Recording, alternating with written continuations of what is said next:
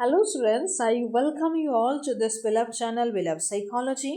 आज के इस क्लास में हम इवोल्यूशन ऑफ साइकोलॉजी को पढ़ेंगे। ये हमारे क्लास 11 चैप्टर 1 के पार्ट 4 है। हाँ, 4 है। इसके पहले 3 पार्ट्स हमने देखा था। वहाँ पे हमने देखा था साइकोलॉजी क्या है, फिर माइंड क्या है, बिहेवियर क्या है, मेंटल प्रोसेस क्या है, फिर psychology as a social science कैसी है, एज ए साइंस कैसी है, साइकोलॉजी के बारे में कुछ पॉपुलर मिथ्स हमने देखा था। ये सारी चीज़ों को हमने कवर करा था पार्ट 1 से लेके 3 तक। आज के इस वीडियो में हम पढ़ेंगे इवोल्यूशन ऑफ साइकोलॉजी, जहाँ पे हम मेजर स्कूल ऑफ साइकोलॉजी को देखेंगे। यानी साइकोलॉजी जैसे पहले था वहाँ से लेकर आज तक जितना भी डेवलपमेंट किया है, जिस तरीके से भी इवॉल्व हुआ है, वो अलग अलग फेज़ में इवॉल्व हुआ है। टोटल 7 फेज़ है, उनको हम देखेंगे। तो साइकोलॉजी को जब हम एक अभी जो मॉडर्न डिसिप्लिन है, जो फील्ड है, अगर वैसे देखें तो हम देखेंगे कि इसकी बहुत शॉर्ट हिस्ट्री है, ज़्यादा लंबा कुछ हिस्ट्री नहीं है। और ये साइकोलॉजी तब आउटग्रो हुआ जब एंशियंट फिलॉसफी में साइकोलॉजिकल सिग्निफिकेंस लेवल के क्वेश्चंस पूछे गए थे, या फिर जब फिलॉसफी के अंदर साइकोलॉजिकल इम्पोर्टेंस, सिग्निफिकेंस मतलब इम्पोर्टेंट, मतलब वैसे सवाल आए थे, वैसे क्वेश्चन राइज हुआ था जो कि साइकोलॉजिकली इम्पॉर्टेंट है, साइकोलॉजिकल सिग्निफिकेंस रखते हैं, तब जाके एंशियंट फिलोसफी में एक कंसर्न आया और वहाँ से साइकोलॉजी ग्रो हुआ। समझ में आई बात? तो साइकोलॉजी आया कहाँ से भाई? साइकोलॉजी आया है फिलोसफी से। ओके। और इसके बाद एक और इंटरेस्टिंग बात है, ये इम्पॉर्टेंट है, मैंने लाल रंग में लिखा है। तो अभी जो मॉडर्न साइकोलॉजी है, जो हम अभी पढ़ रहे हैं, ये मॉडर्न साइकोलॉजी है। And the formal beginning of modern psychology is traced back in 1879 when the first experimental laboratory was established in Leipzig, Germany by Wilhelm Wundt। तो ये सिर्फ आपके एकेडमिक्स के लिए नहीं, जीके के लिए भी है कि first psychological laboratory, psychological experimental laboratory कहाँ एस्टेब्लिश हुआ था बेटा? लेप्जिग में हुआ था, जर्मनी में हुआ था। और किसने किया था? विलियम वुंड ने। ओके। अभी हम देख लेते हैं जो मेजर स्कूल ऑफ साइकोलॉजी है उनको। तो टोटल 7 स्कूल है, यानी 7 फेज़ है। 7 फेज़ के थ्रू साइकोलॉजी डेवलप हो के, इवॉल्व हो के आज जो मॉडर्न साइकोलॉजी हम पढ़ते हैं वहाँ तक आया है। इसके पहले अगर आपको इसका पीडीएफ चाहिए तो जाना होगा हमारा टेलीग्राम चैनल, जिसका लिंक डिस्क्रिप्शन में है। चैनल का नाम है बिलव कम्युनिटी। तो पार्ट बन जाओ एक बिलव कम्युनिटी का और चैनल ज्वाइन करो। So major school of psychology में सबसे पहले शुरुआत किसने की थी? विलियम वुंड ने। हमने देखा तो वुंड वाज इंटरेस्टेड। तो ये क्या करते हैं, जो ओवरऑल जो इंसान की जो कॉन्शियसनेस है, उस कॉन्शियसनेस की स्ट्रक्चर को पढ़ते हैं, या फिर जो ओवरऑल जो माइंड है, माइंड से, माइंड और कॉन्शियसनेस बहुत रिलेटेड है ना। तो ओवरऑल माइंड का पूरा स्ट्रक्चर को ये लोग देखते थे। अच्छा चलो बताते हैं, वो पहले यहाँ पे पढ़ लेती हूँ क्या लिखा रखा है। Wundt was interested in the study of conscious experience and wanted to analyze the constituents of the building blocks of the mind। तो जो माइंड है, इसके जो बिल्डिंग ब्लॉक्स है, मतलब जिन भी ब्लॉक्स से माइंड का जो बिल्डिंग है वो बना है, उनको उसको एनालाइज करने में इनका बहुत इंटरेस्ट था। ये जो इंसान की जो कॉन्शियस एक्सपीरियंस, इनको जानना चाहते थे। और ये माइंड का जो पूरा ब्लॉक है, जो बिल्डिंग माइंड का है, उसको एनालाइज करने में इनका बहुत इंटरेस्ट था। एंड बिकॉज ऑफ दैट उनके टाइम पे जितने भी साइकोलॉजिस्ट थे, they analyse the structure of the mind through introspection and therefore were called structuralist. तो क्योंकि उन्होंने ब्रेन के स्ट्रक्चर, ब्रेन नहीं, माइंड के स्ट्रक्चर को एनालाइज किया, इसलिए हम उनको स्ट्रक्चरलिस्ट कहते हैं। Okay. So introspection was the procedure. तो ये लोग क्या करते थे? इंट्रोस्पेक्शन करते थे। किसको इंट्रोस्पेक्शन करते थे? माइंड के स्ट्रक्चर को। तो इसीलिए इनको स्ट्रक्चरलिस्ट कहते हैं। अब जो प्रोसेस ये लोग फॉलो करते थे वो क्या है बेटा? वो है इंट्रोस्पेक्शन। अब इंट्रोस्पेक्शन क्या है? इंट्रोस्पेक्ट करना, इंट्रोस्पेक्शन सबको पता है, अलग से बोलने की जरूरत नहीं, लेकिन फिर भी हम देखते हैं। So introspection was a procedure in which individuals or subjects in psychological experiments were asked to describe in detail their own mental processes or experience। तो जब हम, आप देखोगे जब पुलिस किसी को इंट्रोस्पेक्ट करते हैं, या फिर जो एडवोकेट है, जो लॉयर है, वो लोग कोर्ट में किसी को इंट्रोस्पेक्ट करते हैं, तो इसका क्या मतलब होता है कि जो भी हुआ है बेटा, जो भी डिटेल हुआ, जो भी हुआ है उसको डिटेल में आप बताओ। तो वही बात ये लोग भी करते थे। तो ये लोग क्या चीज़ जानना चाहते थे? डिस्क्राइब करके जानना चाहते थे डिटेल में कि कोई भी इंडिविजुअल का या फिर कोई भी सब्जेक्ट का जो मेंटल प्रोसेस हुआ था या फिर जो एक्सपीरियंस उन्होंने किया, इनको जानना चाहते थे। लेकिन यहाँ पे एक दिक्कत तो आ गई है। और ये दिक्कत क्या था? That introspection as a method did not satisfy many other psychologist. लेकिन ये लोग जो प्रोसेस फॉलो करते थे ना इंट्रोस्पेक्शन का, ये ज़्यादा साइकोलॉजिस्ट को सेटिस्फाइड नहीं किया। क्यों नहीं किया? अभी आपके सवाल आ सकता है कि लिमिटेशन ऑफ स्ट्रक्चरलिज्म बताओ। तो वही स्ट्रक्चरलिज्म का लिमिटेशन क्या है कि जो इंट्रोस्पेक्शन का मेथड से जो स्ट्रक्चरलिस्ट यूज़ करते थे, वो ज़्यादा साइकोलॉजिस्ट को सेटिस्फाई नहीं कर पाए। क्यों नहीं कर पाया? Because the introspective reports could not be verified by outside observer. और ये बहुत ही सब्जेक्टिव होता था, क्योंकि जैसे किसी ने बोला कि ये हुआ है, डिटेल में बोल दिया कि मेरे पे ये मेंटल प्रोसेस हुआ है, मैंने ये एक्सपीरियंस किया है। अब ये जो किसी का जो एक्सपीरियंस है, ये क्या होता है ना, किसी का एक्सपीरियंस बहुत ही पर्सनल होता है। अब जो चीज़ बहुत ही पर्सनल है, उस चीज़ को कोई दूसरा आदमी बाहर से वेरीफाई नहीं कर सकता है, इसलिए पता नहीं चल रहा है कि सच है झूठ है क्या है। तो इसीलिए इस चीज़ को थोड़ा रिजेक्शन की कैटेगरी में डाल दिया है, या फिर इसको उतना ज़्यादा एक्सेप्टेबल के तौर पे नहीं देखा गया। समझ आ गया? ओके, इसके बाद नाम से ये काम है यहाँ पे। सो पहली बात स्ट्रक्चर, तो स्ट्रक्चर इन्होंने देखा। अब दूसरा जो फेज था वो था फंक्शनलिज्म का। यहाँ पे लोग मेंटल प्रोसेस का फंक्शन देखते थे कि पहले तो माइंड का स्ट्रक्चर देखा कि किस ब्लॉक से माइंड बना है, अभी ये लोग माइंड का फंक्शन देखेंगे। कि चलो स्ट्रक्चर छोड़ते हुए फंक्शन पे आते हैं। सो अभी जो साइकोलॉजिस्ट है, इनका नाम है विलियम जेम्स।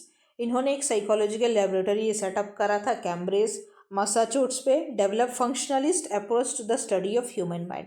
तो इन्होंने फंक्शनलिस्ट अप्रोच को लगाया माइंड को स्टडी करने के लिए। और ये करते क्या थे? So William James believed that instead of focusing on the structure of the mind, psychology should instead study what the mind does and how behavior functions in making people deal with their environment. तो इन्होंने बोला कि structure को मारो गोली, instead of focusing on structure आप ये देखो कि माइंड फंक्शन कैसे करता है और कैसे फंक्शन करके एक बिहेवियर होता है, और उस बिहेवियर से लोग कैसे अपने एनवायरनमेंट के साथ डील करते हैं। एग्जाम्पल के तौर पे जैसे कैसे बिहेवियर लोगों को उनकी नीड्स को सेटिस्फाई करने के लिए एनेबल करते थे, यानी माइंड फंक्शन कैसे करता है और फंक्शन करके उस फंक्शन के रिजल्ट के तौर पे वो लोग बिहेव कैसे करते हैं। उन्होंने बोला कि इस चीज़ को देखो। Okay, so a very influential educational thinker of the time, John dewy, used functionalism to argue that human beings seek to function effectively by adapting to new environment. अब ये जो एक और एजुकेशनल थिंकर थे जॉन ड्यूई, इन्होंने कहा कि इंसान फंक्शनलिज्म को यूज़ करके नए एनवायरनमेंट के साथ एडजस्ट करते हैं या फिर एडप्ट करते हैं। यानी जब भी वो लोग कोई नए एनवायरनमेंट में जाते हैं, तभी उनका माइंड फंक्शन करता है और उसी के थ्रू जो बिहेवियर निकल के आता है, जो एक्शन वो लोग करते हैं, वहीं से वो लोग एडजस्ट होते हैं अपने एनवायरनमेंट। समझ में आ गई बात? इसके बाद थर्ड जो मेजर स्कूल ऑफ साइकोलॉजी था, ये था हमारा गेस्टॉल्ट साइकोलॉजी। गेस्टॉल्ट साइकोलॉजी ने कहा कि स्ट्रक्चर बोला किसी ने देखो, किसी ने बोला फंक्शन देखो, लेकिन gestalt whole perception rather than parts. तो स्ट्रक्चर एक पार्ट है, फंक्शन एक पार्ट है, लेकिन गेस्टॉल्ट साइकोलॉजी में गेस्टॉल्ट ने बोला कि ये सब छोड़ो और सबको होल्ड करके देखो, स्ट्रक्चर भी देखो, फंक्शन भी दे, जो कुछ है सबको मिला के देखो। ओके, सो यहाँ पे इन्होंने कहा तो गेस्टल्ट साइकोलॉजी कहाँ पे एमर्ज हुआ? जर्मनी में हुआ है। So it focuses on the organisation of perceptual experience instead of looking at the component of the mind. Gestalt psychologists argued that when we look at the world, our perceptual experience is more than the sum of the components of the perception. Thus, our perceptual experience is more than the elements. Experience is holistic. It is Gestalt. तो ये इतना कुछ कहा है, इतना कुछ ध्यान देने की ज़रूरत नहीं है। ये इन्होंने बोला है कि instead of looking at the components, कि कॉम्पोनेंट्स के तौर पे मत देखो कि स्ट्रक्चर को अलग से देख लिया, फंक्शन को अलग से देख लिया, इस तरीके से मत देख के ओवरऑल पूरे ब्रेन का जो परसेप्शन फॉर्म होता है कि वो उसका स्ट्रक्चर कैसा है, फंक्शन कैसे करता है, नए एनवायरनमेंट में जाके एडजस्ट कैसे करता है, क्या एक्शन लेता है, कैसे बिहेव करता है, इन सब कुछ मिला के लोगों का एक परसेप्शन बनता है। परसेप्शन का मतलब है नज़रिया। तो ओवरऑल किसी का नज़रिया देखो, वहीं से पता चलेगा कि उसका माइंड काम कैसे करता है। Got it? ओके, उसके बाद आया है बिहेवियरिज्म। बिहेवियरिज्म में भी नाम से ही काम है। कि अभी बिहेवियरिज्म में बोला है कि ऑब्जर्व करो बिहेवियर्स को. So around 1910 John Watson influenced by psychology physiologist Ivan Pavlov की एक बहुत फेमस स्टडी है. इसका एक शॉर्ट है मेरे चैनल पे, आप सर्च करके देख सकते हो. तो इवान पाव्लोव से ये बहुत इन्फ्लुएंस थे, बहुत इंस्पायर्ड थे. और जॉन वर्डसन, तो इन्होंने बोला, इन्होंने क्या किया, पहली बात तो इन्होंने रिजेक्ट करा जो आइडियाज़ पहले थे that consciousness as a subject matter of psychology, इनको पहले रिजेक्ट कर दिया. देखा कितनी बड़ी ऑडासिटी है कि पहले आए और पुराने आइडियाज़ को रिजेक्ट किया, फिर अपना आइडिया दिया है. देखो मैं मजाक करने के लिए ऐसे बोलती हूँ कि आप लोग एंगेज होके रहो, इसका मतलब ये नहीं कि कुछ गलत फलत इसका मतलब निकाल लो. ओके, सो ये बहुत लंबा चौड़ा लिखा है देखो यहाँ पे. सो वाटसन ने किया है. For Watson, mind is not observable and introspection is subjective because it cannot be verified by another observer. तो पहली बात जब कॉन्शियसनेस को देखा गया था ना as a subject matter, psychology में ये कहा था स्ट्रक्चरलिज्म में, तो पहली बात उन्होंने स्ट्रक्चरलिज्म को रिजेक्ट किया. तो जो मैंने बोला ना कि लिमिटेशन जब आएगा स्ट्रक्चरलिज्म का, तो आप ये भी लिख सकते हो कि जो इंट्रोस्पेक्शन है ये बहुत ही सब्जेक्टिव है, यानी बहुत ही पर्सनल है, और इसको ऑफ कोर्स किसी दूसरा आदमी बाहर से वेरीफाई नहीं कर सकता है. ओके, अब इन्होंने क्या दिया है कहानी ये देखो. सो अभी अकॉर्डिंग टू हिम, पहले तो उन्होंने रिजेक्ट किया, अब ये बोल क्या रहे हैं. So according to him scientific psychology must focus on what is observable and verifiable. तो क्योंकि स्ट्रक्चरलिज्म में जो कॉन्शियसनेस था, जो एक्सपीरियंस था, वो वेरीफाई नहीं किया जा सकता था, ऑब्जर्वेबल नहीं थे, इसलिए उन्होंने इसको रिजेक्ट किया है ना. उन्होंने क्या किया, रिजेक्ट किया इसको. तो इनका मतलब है कि जो चीज़ बाहर से ऑब्जर्वेबल नहीं है, वेरीफाइबल नहीं है, उसको रिजेक्ट करेंगे, और जो चीज़ जो साइंटिफिक साइकोलॉजी को उस चीज़ पे फोकस करना चाहिए जो कि ऑब्जर्वेबल है और वेरीफाइबल है. Got it. So he defined psychology as for Watson mind is not observable and introspection is subjective because it cannot be verified by another observer. फिर वही बात है. सो अकॉर्डिंग टू, अच्छा मैंने इसको 2 बार लिख दिया शायद, अकॉर्डिंग टू हम, सॉरी मैं ही इसको बार लिख दिया. सो उन्होंने कैसे डिफाइन किया, चलो हम इसको देखते हैं. सॉरी, माय बैड, मैंने एक ही चीज़ को 2 बार लिख दिया, sorry. Okay, so he defines psychology as a study of behavior or response which can be measured and studied objectively. तो देखो यहाँ पे मेरे से गलती हुआ, एक बार तो मैंने 2 बार लिखा पॉइंट्स को, और एक बार देखो ये यहाँ पे आना चाहिए था ना, तो मैंने इसको, ये थोड़ा मेरे से गलती हो गया, सॉरी. ओके, सो इन्होंने कहा कि psychology as a study of behaviour और response which be measured and studied subjectively objectively. तो वही बात है कि जो वेरीफाई नहीं किया जा सकता, जो देखा नहीं जा सकता, उसको रिजेक्ट करो, और उन बिहेवियर को देखो, उन रिस्पॉन्स को देखो जो कि बाहर से मेजर किया जा सकता है और स्टडी किया जा सकता है ऑब्जेक्टिवली.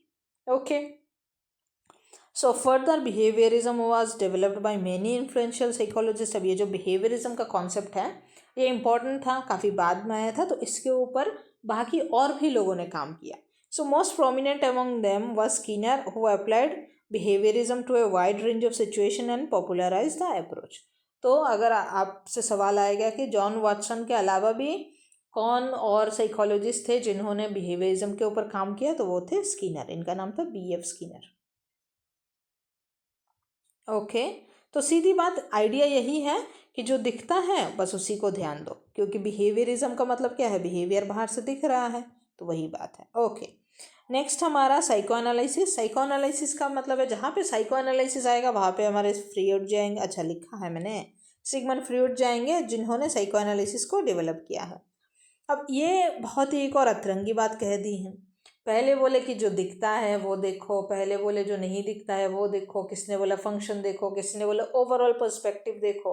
अब ये बोल रहा है कि माइंड जो है वो इंसान का जो माइंड है या फिर इंसान की जो बिहेवियर है that is a manifestation of unconscious desire and conflicts.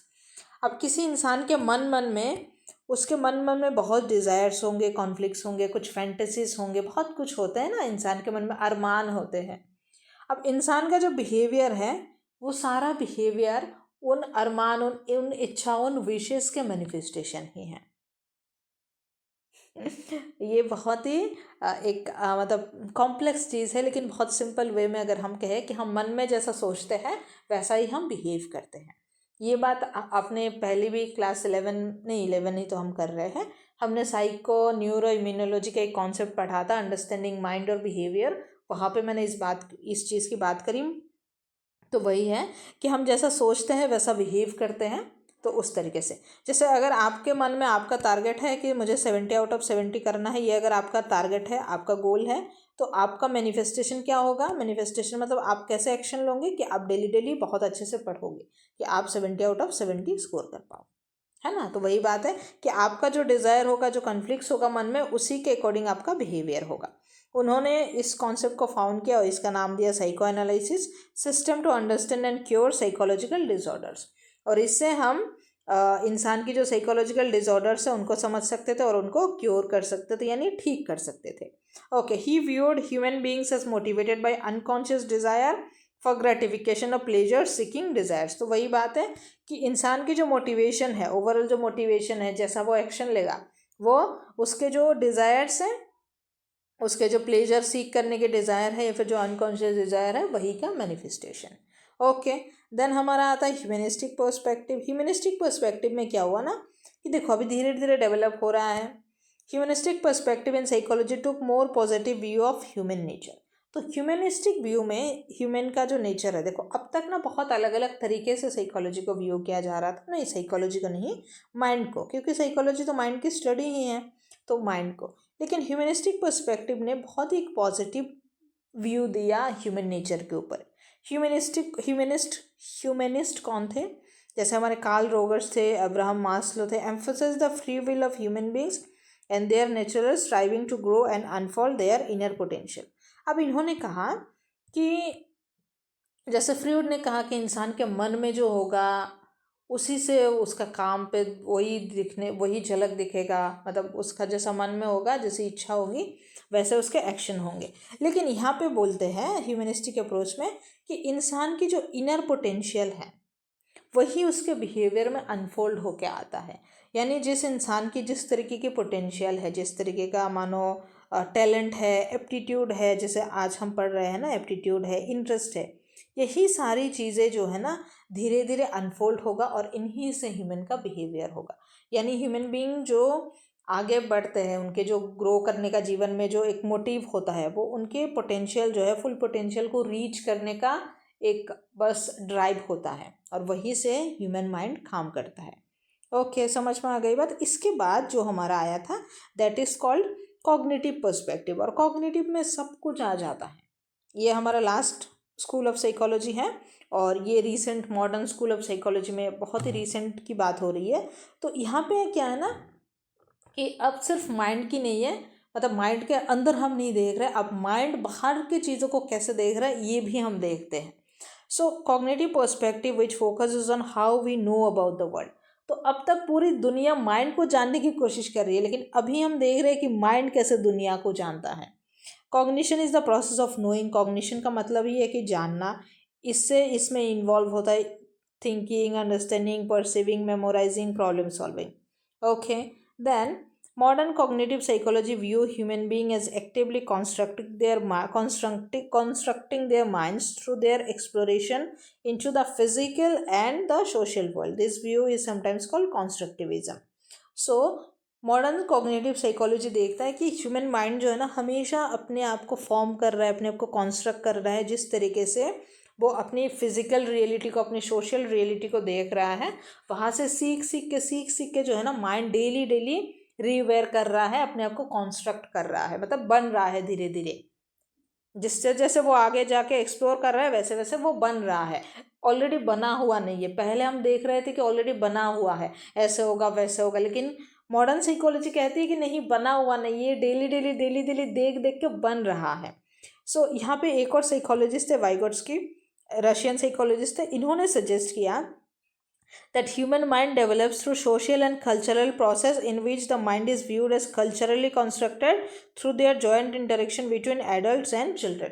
तो अभी यहाँ पे क्या है कि ह्यूमन माइंड जो है, जैसे किसी चिल्ड्रन का एडल्ट के साथ इंटरेक्शन है, तो उन दोनों का माइंड हो सकता है सेम लेवल पे ऑपरेट करे अगर उन दोनों का जो कल्चरल जो व्यू पॉइंट है वो अगर सेम है तो। यानी अगर एक कल्चर से कोई बच्चा बिलोंग करता है और कोई एडल्ट बिलोंग करता है तो वो बच्चा जो सीखेगा एडल्ट भी वही शायद मतलब जो एडल्ट ने जो भी सीखा है बच्चा भी वही सीखेगा, और यहाँ से दोनों का माइंड सेम लेवल पे ऑपरेट कर सकता है। यानी कि माइंड पहले से ऑलरेडी बना हुआ नहीं होता है, माइंड की जो स्ट्रक्चर है वो एग्जिस्ट करता है, लेकिन उसका जो फंक्शन है वो डेली बेसिस पे जिस तरीके से वो दिन बिताता है, जिस तरीके से कल्चर को देखता है, सोसाइटी को देखता है, अपने फिजिकल वर्ल्ड को देखता है, वहाँ से फॉर्म होता है माइंड और डेली डेली कॉन्स्ट्रक्ट होता है। और यहीं पे आके जो मेजर स्कूल ऑफ साइकोलॉजी है वो ख़त्म होता है और कंक्लूजन यही निकलता है कि माइंड डेली डेली दिन ब दिन डेवलप होता है। Okay, so I hope I am very clear. अगर आपको इस वीडियो का ये जो लेक्चर है इसका PDF चाहिए, टेलीग्राम चैनल ज्वाइन करना होगा जिसका नाम है बिलव्ड कम्युनिटी।